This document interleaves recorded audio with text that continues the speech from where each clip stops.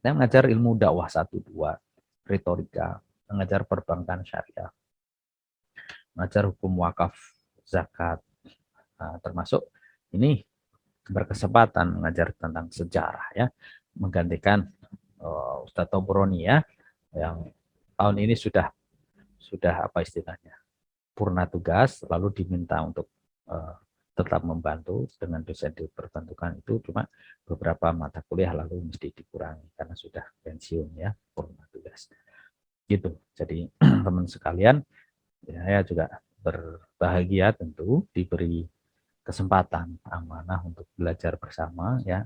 Ada di sini Mas Solah ya, Mbak Anggun, Mas Syafiullah Anam ya, Mbak Amalia dan lain-lainnya, untuk bisa belajar bersama gitu ya tentang ini. Dan ya dulu saya kuliah S1 itu berapa tahun? 98 sampai 2002. Itu Mas Fahmi ya. Dan tiap hari itu paling tidak saya kuliah begini. Prinsipnya dulu. Yang penting saya menguasai materi lalu ikut aturan kontrak belajar. Jadi kalau dosennya memberi kesempatan untuk masuk berapa ya? 75%, maka 25% itu saya pakai untuk demo bersama teman-teman gerakan ya, untuk diskusi, untuk berselancar. Karena saat itu di Jogja itu kan antar kampus juga dekat ya, kayak kita di Semarang sebenarnya nggak terlalu jauh juga. Jadi saya itu termasuk orang mahasiswa yang dulu harus ikut seminar, ikut pelatihan gitu, ikut gerakan mahasiswa intra ekstra kampus itu saya ikutin. Itu tadi yang saya katakan ya Mbak Sukna, Mbak Istiqomah. Jadi jangan habiskan waktu emas seperti sekarang ini semester 5, 6 ya, besok ini nggak aktif di organisasi, pakai aja gitu.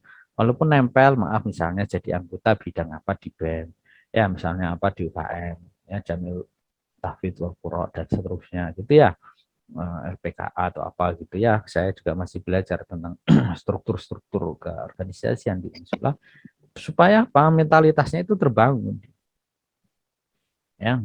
Dan saya menyaksikan kakak-kakak saya, mas-mas saya, sedulur saya yang jadi hakim sekarang di Lombok, yang di Lampung, yang membantu Mahkamah Agung dan lain sebagainya itu, ya mereka tidak merupakan mahasiswa-mahasiswa yang, maaf ya bahasa kita itu, mahasiswa kos-kosan gitu.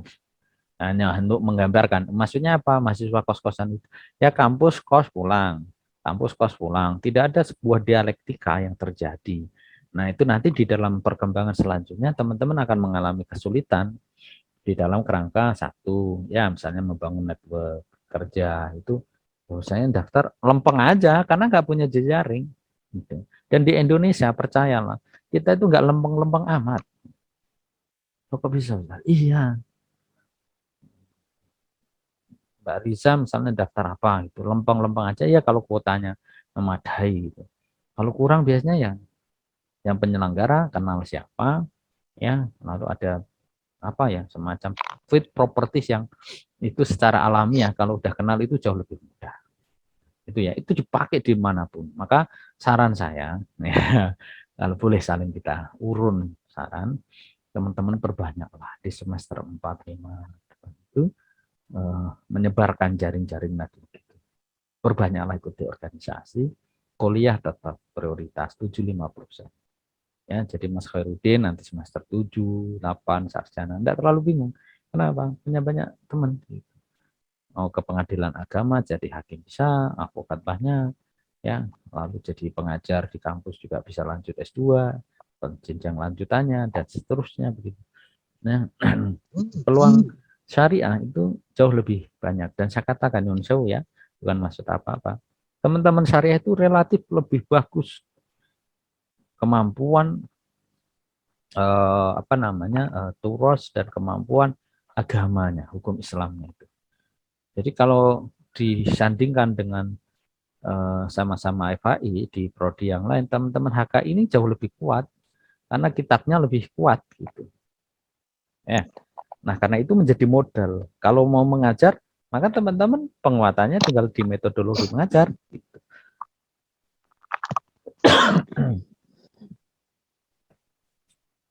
Tapi kekuatan materinya jauh lebih kuat. Itu yang kami rasakan. Di dakwah pun, karena saya juga bergerak di dunia dakwah, mulai Darul Quran itu ya, orang-orang syariah jauh lebih kuat materi keagamaannya. Percaya. Dibandingkan maaf dengan teman-teman dakwah. Metode dakwah mereka yang lebih kuat. Tetapi begitu ke materi yang akan disampaikan, itu teman-teman syariah lebih kuat. Itu pengalaman ya. Saya tidak menjustis. Sekali lagi, eh, kemampuan itu sangat juga privacy individual, tapi generally secara umum teman-teman syariah ini karena berangkat dari pesantren ya, dialektika keagamaannya di dalam hukum Islam lebih kuat, biasanya jauh lebih lebih mumpuni. Nah, berarti apa Ustaz? Penguatan teman-teman. Kalau mau bergerak nanti di dunia dakwah, perkuat metodologi dakwah.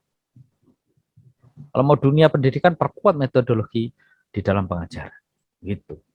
Kalau ingin di dalam dunia percaturan pengadilan dan sebagainya, yaitu diperkuat juga di situ. Ya, nah, itu saya kira tambahan sedikit ya dari materi-materi ini. Dan saya biasanya di mata kuliah itu tidak selalu 100% ya menjelaskan tentang ini dan itu di dalam mata kuliah tentang materi kuliahnya, tapi penting karena kurikulum yang sesungguhnya itu sebagiannya adalah kurikulum bagaimana mengatur keselarasan pengalaman dan yang tak tergantikan menurut saya ya, antara teman-teman bisa belajar kayak sejarah ini kan bisa baca aja di buku-buku sejarah tentang pengadilan, tapi yang tak bisa didapatkan adalah bagaimana tentang motivasi, inspirasi, pengalaman tentang berbagai hal di dalam dunia kesejarahan dan kehidupan. Gitu ya. Oke, boleh saya lanjutkan lagi ya. Tadi saya janjikan jam 8 ini sudah sangat dekat sekali. Ini baru prolog awal, tidak apa-apa nanti kita lihat waktu kita.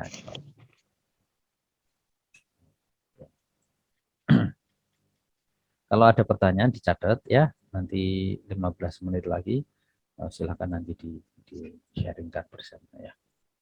Baik. Jadi peradilan atau qadha itu berhukum fardu kifayah sebenarnya ya. Untuk bisa ya dan dilaksanakan dalam keadaan yang bisa memungkinkan sehingga tidak ada qadhi penguasa yang bisa melaksanakan peradilan dapat dilaksanakan dengan cara tahkim ya. Ya, apa itu tahkim? Menyerahkan hukum kepada seseorang yang dianggap menguasai hukum. Teman-teman ini juga bisa tahkim karena yang menguasai tentang ilmu hukum syariah seperti tahkim ya, seorang perempuan yang juga bertindak untuk sebagai wali menyerahkan kedua belah pihak yang berselisih pada pihak yang ketiga. Nah, tahkim itu penyerahan. Nah, di dalam kelompok masyarakat, hakim qadhi dilakukan secara pemilihan atau bai'at ahlul hali wal aqdi. Ya, dari pengangkatan yang dipercaya oleh siapa? Oleh majelis. Ya, sehingga apa namanya suatu negara pemerintah susunan jabatan juga bisa dijalankan dengan pemberian tauliyah yaitu pemberian kuasa tadi dari seorang penguasa. Nah, ini sedikit banyak ya. Nanti ada kesejarah peradilan masa kerajaan Islam. Saya lewati dulu ya yang ada di Kerajaan Mataram, Aceh, Banten, Sulawesi, Kalimantan, Sumatera, kolonial Belanda sampai ke masa sejarah kemerdekaan ya. Yang jelas tadi hukum Islam itu diterapkan di daerah kekuasaan VOC atau hukum Belanda tadi saya katakan, hukum tata negara, hukum perdata ataupun pidana. Jadi tidak ada perbedaan antara orang Indonesia, Belanda, termasuk ke dalam badan peradilan Belanda atau Raad van Justitie itu. Maka pengadilan yang asli itu dilakukan oleh kepala-kepala rakyat itu ya, yang kalau bahasa ini sulit sekali ya, apa ya dulu itu Raad van Justitie itu ya itu memiliki dua fungsi. Apa? Satu, badan pengadilan tingkat pertama, dan terakhir untuk pegawai dan serdadu VOC. Itu kalau kesejarah singkat. Nanti kita bisa lihat lagi ya. Kedua, sebagai pengadilan bagi penduduk kota yang minta banding. Jadi apa? Skip Bank itu badan pengadilan bagi semua penduduk ya yang merdeka dari semua bangsa kecuali pegawai dan serdadu VOC. Itu kesejarahnya di sana. Jadi Skip Bank itu yang berwenang menghadiri perkara sipil dan kriminal. Itu beberapa catatannya yang bisa kita kemukakan. Lalu bagaimana ketika masa penjajahan Jepang, Indonesia itu kan mengalami apa ya, goncangan ya. Jepang melakukan Indonesia kurang dari 2 bulan dan di Jawa jatuh dalam waktu 1 minggu, 8 Maret 42. Jadi penjajah Jepang itu tidak ada perubahan menyangkut peradilan agama. Itu catatan awal ya, nanti kita bisa diskusikan besok-besok. Lagi sebagai prolog saja ini, hingga perubahan pengadilan agama itu tidak cukup signifikan di masa Jepang. Keadaan yang itu ya berlanjut ketika dilanjutkan ya sampai Jepang kalah pada Perang Dunia II ya. Jadi Undang-Undang 14 tahun 42 pemerintahan Jepang memberikan apa? Ingat kita itu berdasarkan data yang ada menetapkan peraturan pengadilan pemerintahan bala tentara Daidip Nippon. Pengadilan itu berdasar apa? Pada pengadilan-pengadilan yang sudah ada ya. Sehingga kalau kita bisa lihat itu ya, lembaga peradilan itu diganti dengan bahasa Jepang seperti pengadilan distrik dengan Guanhoin, pengadilan kabupaten diganti dengan Guanhoin, ya Red Pancasila ini maaf kalau agak salah membaca atau kurang tepat ya karena bahasanya itu agak lumayan ini ya bahasa Belanda. Dulu saya belum jadi belajar bahasa Belanda, namanya bahasa Inggris dan bahasa Arab.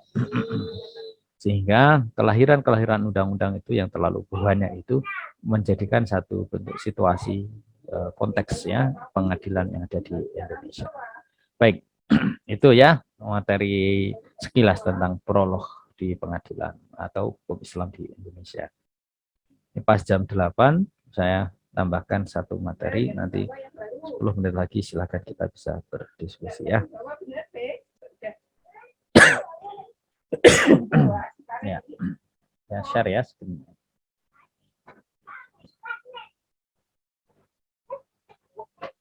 Ya.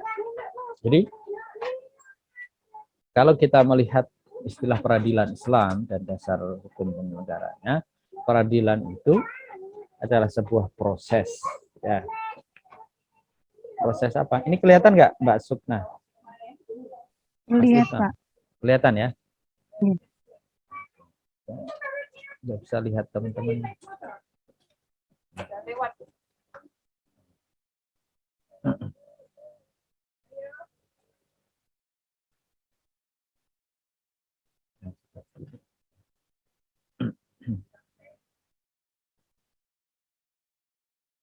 Oke, ini kuncinya nggak?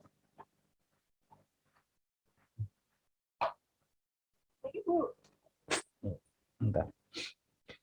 Baik. Oke, screen. Belum muncul ya?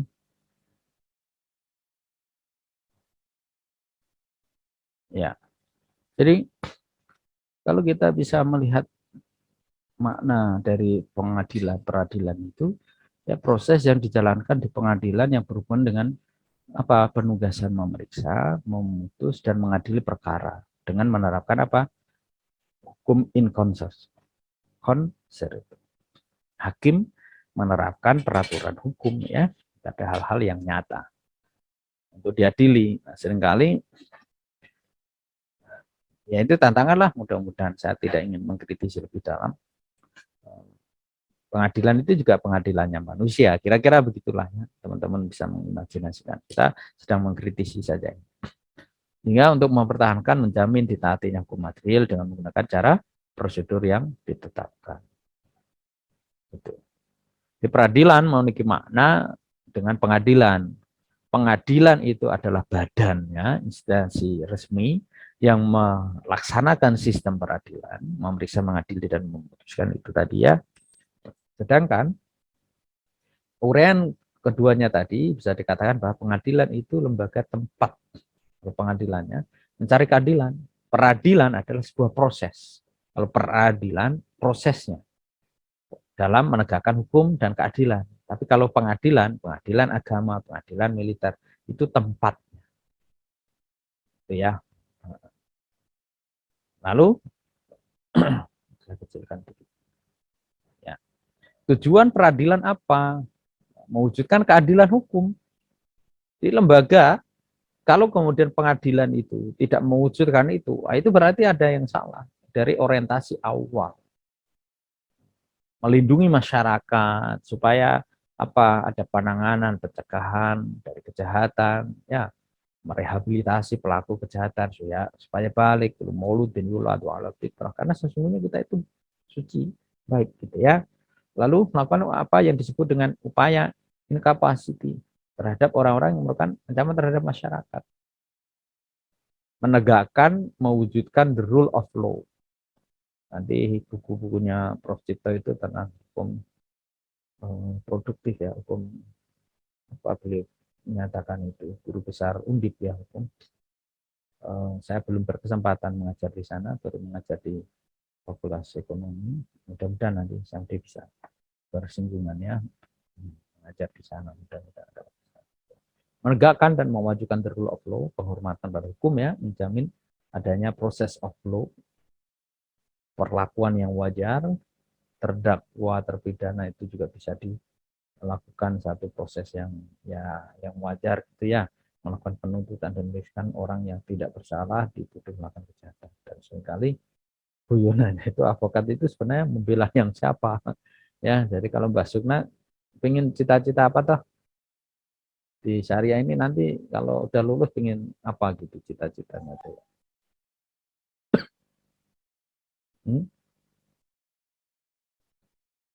Belum tahu, Pak.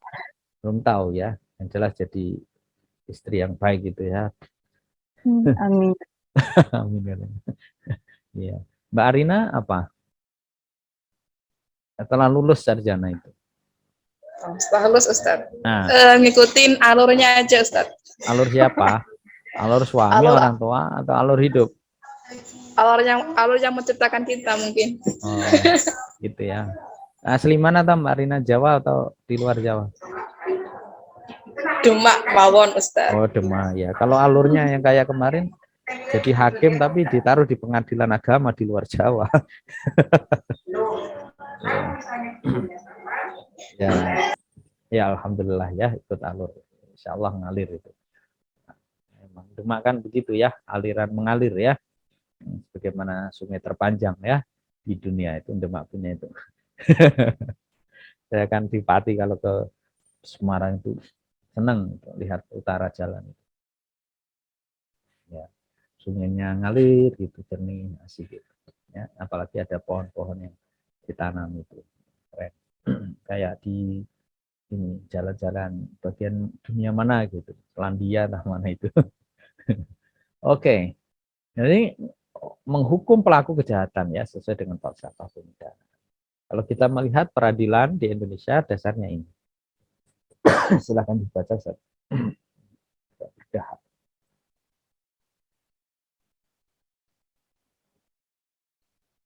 Kekuasaan kehakiman ya, kekuasaan yang merdeka, ya, kekuasaan kehakiman oleh Mahkamah Agung dan peradilan. Ya, memang banyak sih juga aksioma di masyarakat. Ya, jaksa, hakim dan sebagainya itu akan sangat dipengaruhi oleh siapa penguasanya kan begitu. Ya, tapi itulah memang politik pemerintahan. Siapa yang berkuasa dia juga yang menguasai alur pemerintahan ya, dan juga hukum-hukumnya ada di bawahnya. Jadi kalau berdasarkan Undang-Undang nomor 4 ya tahun 2004 pasal 1 itu kekuasaan hakim ya kekuasaan yang merdeka melakukan peradilan. Jadi sebenarnya merdeka. Enggak merdeka itu kan ada faktor internal dan eksternal. Gitu. Eksternal bisa jadi ancaman, internal bisa jadi kebutuhan kehidupan, ya kan? Oh, macam-macam itu. Gitu. Nah, nanti teman-teman bisa membaca itu buku peradilan. Nah, saya membaca disertasi tentang budaya ekonomi hakim. Itu ada itu. Kalau teman-teman butuhkan nanti kalau ini rumah sudah selesai di rehab, ya buku-bukunya banyak di kardus itu. Masih belum saya buka ya. Mudah-mudahan bulan ini lancar selesai untuk finishing. Nah, penyelenggaraan kekuasaan kehakiman dilakukan oleh Mahkamah Agung dan peradilan yang di bawahnya ya, baik peradilan umum dengan peradilan agama, militer, peradilan tata usaha, sebuah Mahkamah Konstitusi. Silakan ini dibaca ya, saya klik dulu. Ada pening sebentar, saya ngobrol baca. Mahkamah Agung.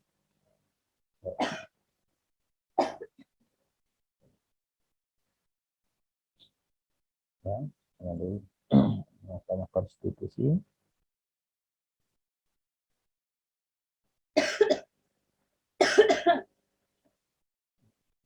Ya, dulu Pak Mahfud MD, Pak Jimli Asidiki itu.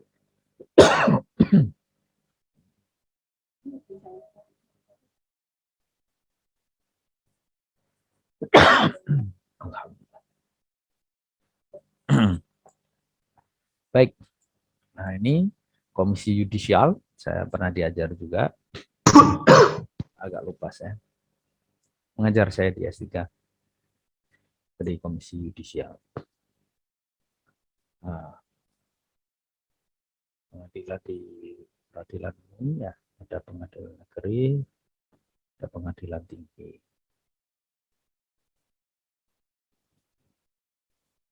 Lalu kemudian agama, kekuasaan kehakiman di peradilan agama, kabupaten, Muhammadiyah, pengadilan tinggi agama, PTA, ada PA, ada PTA, ya, tingkat banding, tingkat tinggi agama di provinsi. Ya, pengadilan militer tinggi. Ya, ini kita pengetahuan saja, tapi untuk konsepnya kita tidak di sana. Pengadilan militer utama. Oke.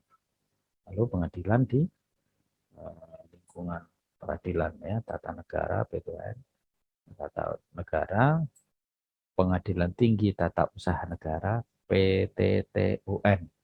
Meriksa sengketa tata usaha negara, bisa memutuskan mengadili ya, dan sampai menyelesaikan di tingkat pertama sengketa tata usaha negara. Saya kira itu ya teman-teman sekalian, mengawali prolog mata kuliah kita. Alhamdulillah sudah 50. Jangan lupa untuk absen. Karena saya masih kondisi seperti ini, mungkin saya tadi sudah di luar ini ya. Dan tadi jam 8 ternyata lewat 10. Nggak ada pertanyaan kan? Ya, disimpan dulu. Ya, saya mohon maaf ini karena kondisi masih agak berat berpikir dalam. Insya Allah tahun depan ya, samping nanti teman-teman bisa berpresentasi sebentar, pertanyaan yang hari ini di-keep, disimpan, nanti insya Allah kita diskusikan di depan ya. Tidak apa-apa ya Mbak Sukna ya, masalah ya. Saya terima kasih sekali teman-teman bisa hadir ya. Mas Imam Haq, Mas Yadi Abdurrahman, yang mungkin teman-teman yang lain baru hadir juga. Nah, berarti kita sudah bisa mulai 1 jam ini. Pasnya saya undur diri dulu. Kemudian habis ini ke dokter ya, saya doanya juga. Habis menjemput anak juga periksa ini memang kondisi pancaroba seperti ini. Saran saya untuk saya sendiri juga tetap jaga kesehatan, kesehatan. FAI juga kemarin ada yang terkena COVID positif untuk TU-nya. Teman-teman ya sabar dulu untuk minggu ini, sebenarnya tidak usah ke kampus ya. Kalau ada urusan di telepon aja dulu ya. Saya sebagai satuan tugas COVID di kampus ya, mengharap teman-teman bisa menjaga konsistensi itu. Insya Allah lah ya, kalau kita sabar menerima semua ujian dari Allah, kita bisa melalui dan nanti Allah kasih kita kesempatan ya yang kita. Saya kira semester 4 nanti, semester 5 atau 6 sudah bisa ketemu tata terus ya. Tidak hanya lihat Mas Ali Hormansyah ya dengan wajah polos dan wajah kejujurannya ya, Mbak Sukna ya, Mbak Solahuddin ya, dengan wajah-wajah kayak dari partai apa nih Mas? Partai Maju Mundur ya. Ya kita atau saya yang masih ketemu di dunia Zoom ini, Mas Noval Halim dan lainnya ya, insya Allah sebentar lagi semoga nanti pandemi bisa berlalu. Baik, kita tutup dengan bacaan hamdalah. Alhamdulillahirabbil alamin. Amin. Assalamualaikum warahmatullahi wabarakatuh. Waalaikumsalam warahmatullahi wabarakatuh. Ustaz. Ya, Makasih Ustaz. ya. Di sami-sami.